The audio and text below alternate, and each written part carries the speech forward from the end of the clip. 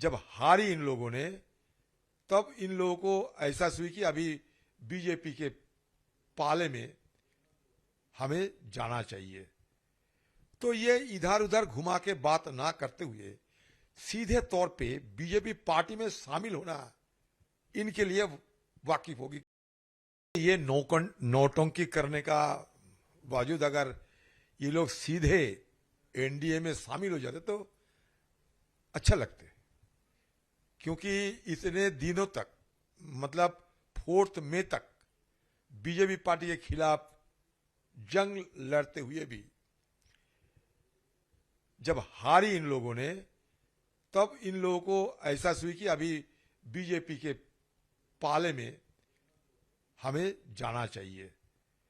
तो ये इधर उधर घुमा के बात ना करते हुए सीधे तौर पे बीजेपी पार्टी में शामिल होना इनके लिए वाकिफ होगी, क्योंकि ये बाहर रहते हुए एक अलग गुट बनाते हुए ये जो हमारे 10th शेड्यूल जो है एंटी डिफेक्शन, इससे खुद को बचाने के लिए इस तरीके के नोटों की करने की कोई जरूरत नहीं है।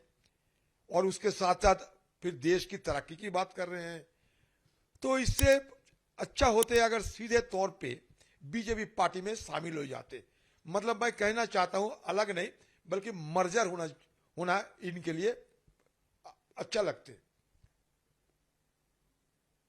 ऐसा क्यों लगता है सर आपको? क्योंकि ये तो खुद ही कह रहे हैं ना कि हम बीजेपी की सरकार को मदद करने के लिए, सरकार की तरक्की के लिए, देश की तरक्की के लिए बीजेपी को मदद करना चाहते हैं। अरे तुम तो दूसरे पार्टी के नुमाइंदे थे, अगर मदद करना ही चाहिए थे तो सीधे क्यों ना बीजेपी पार्टी में शामिल हो जाते हैं।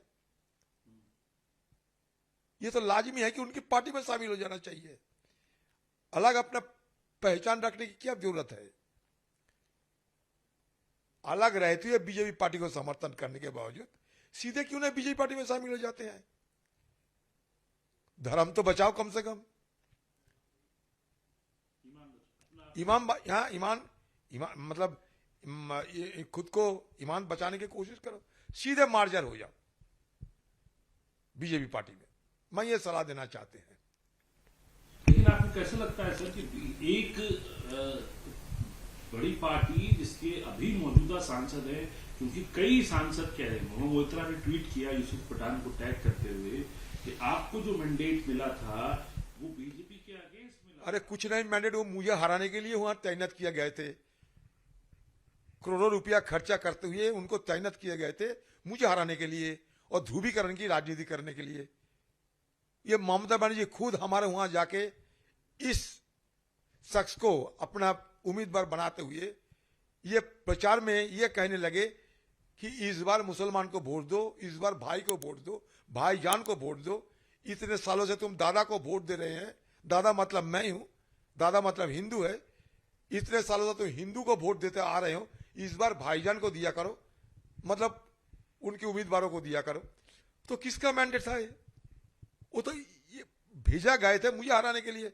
मैं जिस दिन से हार गई, मकसद खत्म ममता बनर्जी की।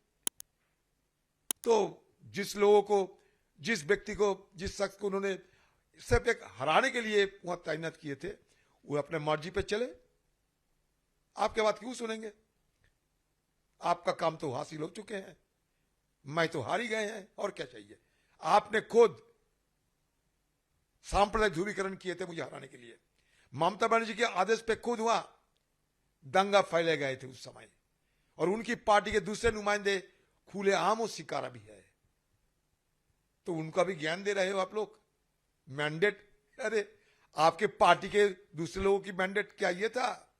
भतीजे के खिलाफ क्यों नहीं बोलते आप? जुबान नहीं निकालते? आज ममता बनर्जी और भतीजे दोनों के चलते बंगाल में ये तृणमूल पार्टी के हाहाकार मच चुके हैं। ये कहने में शर्म लगती है आप लोगों को। लेकिन सर कैसे देखते हैं आप राजनीति का रुख? आप बंगाल की राजनीति कैसे देखते हैं? विपक्ष तो कहीं ना कहीं वहां दिखाई नहीं देता लोकसभा की बात करें तो, और आज जो ये इस तरीके से ये बात कर रहे हैं, आगे आने वाले किसी भी वक्त के अंदर नंबर्स की जरूरत पड़ती है बीजेपी के लिए, इनडायरेक्टली नंबर्स खुल गए। और वजह क्या मानते हैं आप इन सब चीजों की, और असर कैसे देखते हैं राजनीति का? ये राजनीति में टीएमसी पार्टी को मैं शुरू से ही कहते आ रहे हैं कि ये एक पॉलिटिकल कंपनी है, पॉलिटिकल पार्टी तो नहीं है, पॉलिटिकल कंपनी है। तो पॉलिटिकल कंपनी की शेयर में अभी घाटा चल रहे हैं। तो जिन लोगों ने पॉलिटिकल कंपनी में इन्वेस्ट किया था, इन्वेस्टर भाग रहे हैं। और क्या, क्योंकि वहां नाफा नहीं है। ये तो पॉलिटिकल कंपनी है, शेयर बेचे गए थे, नाफा हो रहे थे, अभी नाफा होने की संभावना नहीं है, फिर चलो शेयर उठा लो, इन्वेस्टर भाग रहे हैं, यही तो है। और क्या? अरे सारे देश में विपक्ष की जो जिम्मेवारी और राहुल गांधी की अगुवाई में बाकी सारे लाइक माइंडेड जो है सबसे एकजुट होकर करेंगे। राहुल गांधी तो कर ही रहे हैं। अगर शुरू से राहुल गांधी की ये सारे तवज्जो देते थे, आज जो दे रहे हैं, तो नतीजा अलग होते थे, यही मैं जरूर कहूंगा। सर आखिरी महत्वपूर्ण सवाल, अब कांग्रेस के लिए क्या आगे राह देखते हैं आप? क्योंकि भले ही आप लोगों के पास नंबर ना हो, लेकिन आप लोगों की पार्टी वहां पर है, एक राष्ट्रीय पार्टी है। आज इंडिया ब्लॉक की बैठक हुई, उसके अंदर ममता बनर्जी भी शामिल हुई, अभिषेक बनर्जी भी शामिल हुए, तमाम टीएमसी के नेता और तमाम इंडिया ब्लॉक के नेता शामिल हुए और 5 पॉइंट का एजेंडा भी रखा। तो इसको कैसे देखते हैं आप, और आगे की राजनीति कांग्रेस की कैसे देखी जाए? कांग्रेस की राजनीति बढ़िया होगी अगले दिन, क्योंकि बंगाल में अभी तो खुले मैदान पड़े हुए हैं। लोग कांग्रेस की बारे में सोच रहे हैं। सारे हिंदुस्तान के पिछड़े वर्ग के लोग, सारे हिंदुस्तान के शोषित लोग, कुचले हुए आम लोग, ये सारे राह देख रहे हैं कांग्रेस की, और कांग्रेस के साथ साथ बाकी सारे लाइक माइंडेड पार्टी को। तो इसलिए बंगाल में कांग्रेस के खुले मैदान अभी पड़े हुए हैं, और हम लोग ये खुले मैदान में उतरेंगे।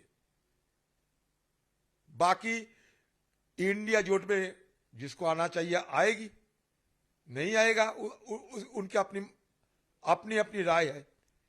कांग्रेस पार्टी सबको बुलाते हैं, सबको चाहते हैं कि सब मिलकर काम करें। इसका मतलब ये नहीं कि कांग्रेस पार्टी को कोई चलाएगा और कोई चलाएगी। कांग्रेस पार्टी अपने राह में सीधे तौर पे चल रहे हैं, सारी दुनिया देख रहे हैं।